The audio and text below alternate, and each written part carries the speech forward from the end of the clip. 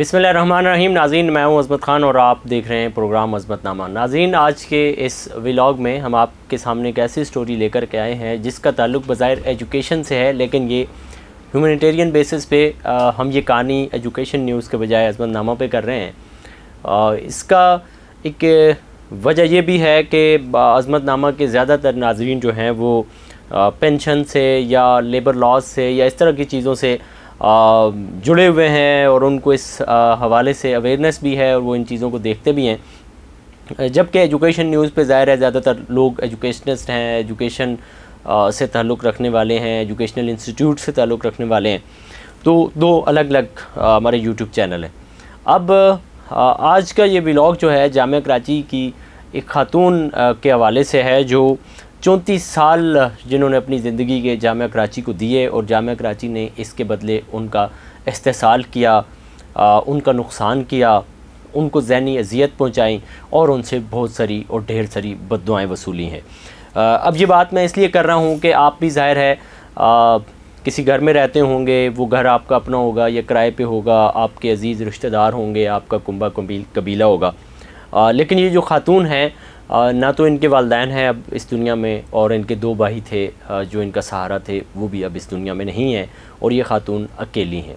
34 साल इन्होंने जामिया कराची को दिए हैं और जामिया कराची ने इनको पेंशन तक देना गवारा नहीं की है। ये ख़ातून इनका केस ज़राए इब्लाग पे आया भी है और सिंध हाई कोर्ट में भी काफ़ी अर्सा इनका केस ज़ेर समाअत रहा। फिर उसके बाद फ़ैसला हुआ और उसके बावजूद भी जामिया कराची इनके केस को किसी भी सूरत संजीदा लेने के लिए तैयार नहीं है। आरफा ज़ैदी जामिया कराची में लाइब्रेरियन की हैसियत से 34 साल खिदमत अंजाम दी हैं और उन्हें ज़्यादातर उनकी मुलाजमत का जो हिस्सा है वो कॉन्ट्रैक्ट पे है। यानी कि उनकी रिटायरमेंट जब हो रही थी तो उसके 2 साल पहले यानी कि 2018 में उन्हें मुस्तकिल किया गया मुलाजमत पर और 32 साल उनकी जो मुलाजमत है ये कॉन्ट्रैक्ट पे 6 महीने के कॉन्ट्रैक्ट पे उनकी मुलाजमत 32 साल इसी तरह चलाई गई। अब ज़ाहिर है ये ख़ातून अगर किसी एसोसिएशन का हिस्सा होती, किसी यूनियन का हिस्सा होती या इसके मरासम होते, राब्ते होते, कासा लैस होती, ये अफसरान की खाम में तारीफ़ें करती, किसी मखसूस ग्रुप का हिस्सा होती तो यकीनन इनको बहुत ही पहले मुस्तकिल कर दिया जाता और 32 साल इनकी ज़िंदगी के कॉन्ट्रैक्ट की मुलाजमत पर ज़ाया ना होते। अब जब 1987 में ये ख़ातून इकनॉमिक्स की सेमिनार लाइब्रेरी में तैनात हुई, वहाँ इनकी मुलाजमत शुरू हुई। फिर उसके बाद इन्होंने वहीं पे सारी ज़िंदगी मुलाजमत की यानी कि 32 साल। फिर 2018 में जा कर के इनको मुलाजमत पर मुस्तकिल किया गया यानी कि 32 साल इनके कॉन्ट्रैक्ट पे गुज़रे, 2 साल इनको मुलाजमत पर मुस्तकिल किया गया और यूँ 2020 में इनको रिटायर्ड कर दिया गया। फिर उसके बाद ये ज़ाहिर है ना इनको ग्रेजुएटी मिली, ना पेंशन मिला, ना इनको कोई और फंड मिला। तो फिर ये जा कर के इन्होंने सिंध हाई कोर्ट से रुजू किया और सिंध हाई कोर्ट में इनकी जो आइनी पटिशन थी वो 2388 ये इनकी पटिशन थी। इसके तहत जस्टिस इकबाल कलहोड़ो की सरबराही में 2 रुकनी बेंच ने इस केस की समाअत की। उस वक़्त भी डॉक्टर अब्दुल वहीद जो इस वक्त भी रजिस्ट्रार हैं जामिया कराची के, ये इन्हीं के डिपार्टमेंट की ये सेमिनार लाइब्रेरी में तैनात रही हैं। फिर उसके बाद ये 2020 में रिटायर्ड हुई और जब इनका केस सिंध हाई कोर्ट में चला तो जस्टिस इकबाल कलहोड़ो साहब के जहाँ दीगर कई अच्छे फ़ैसले हैं वहाँ पे ये भी फ़ैसला हुआ।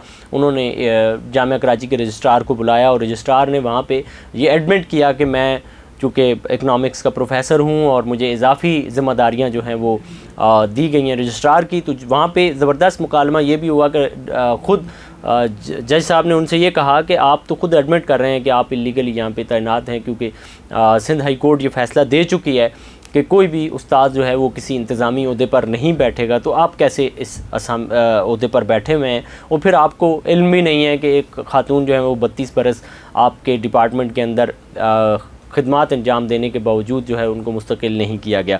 फिर उसके बाद जब ये फ़ैसला हो गया, फिर जामिया कराची के पास ये फ़ैसला गया तो उन्होंने फिर लैतो लाल से काम शुरू किया और उसके टोटली ज़िम्मेदार जो हैं वो रजिस्ट्रार हैं और इनके मातहत जितने भी ज़िम्मेदार लोग हैं वो सारे इसके ज़िम्मेदार हैं। फिर हुआ ये कि ये आरफा ज़ैदी जब भी जाती जामिया कराची के, जी ये फ़ैसला आ गया, इस पर आप मेरी मदद करें और मुझे पेंशन दें, तो इनको मुख्तलिफ़ पेचीदगियों में डाल दिया जाता था। फिर उसके बाद ये फिर हाई कोर्ट में गई, तो हाई कोर्ट में इन्होंने तौहीन अदालत की दरख्वास्त दी और उस पर फिर जज साहब ने इनको बुलाया।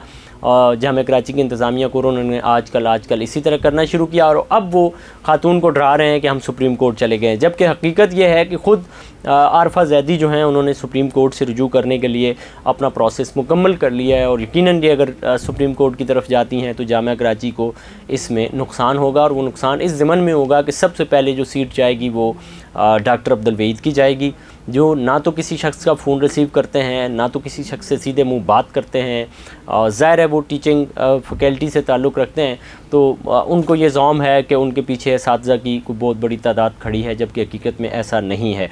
तो उसके बाद ये जो खातून हैं ये भी ज़ाहिर सुप्रीम कोर्ट जाएंगी तो डेफिनेटली यही फ़ैसला आएगा कि 34 साल इन्होंने सर्व किया और इनको पेंशन दें।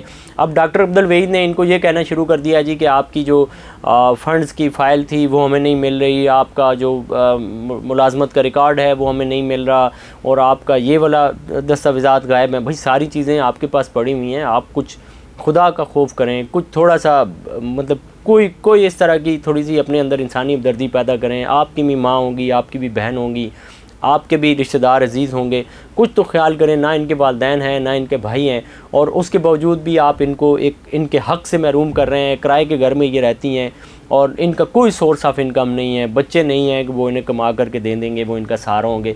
तो ये खाम में इस तरह के इंसानी हमदर्दी की जो चीज़ें होती हैं इनको तो अपने जेब से, अपने पल्ले से, अपने वक्त से अपनी तरफ से ये चीज़ें कर देनी चाहिए, जबकि आपके पास सब कुछ मौजूद है। आप एक सीट पे बैठे हुए हैं और आपसे खुदा ताला की ज़ात इतना सा भी काम नहीं ले रही हैं, तो यकीनन आपको सोचना चाहिए और अकेले में अल्लाह ताला की ज़ात से माफ़ी मांगनी चाहिए कि आपसे कोई खैर का काम नहीं हो रहा है और आप इस तरह से लोगों की भलाई के रास्ते में रुकावट बन रहे हैं।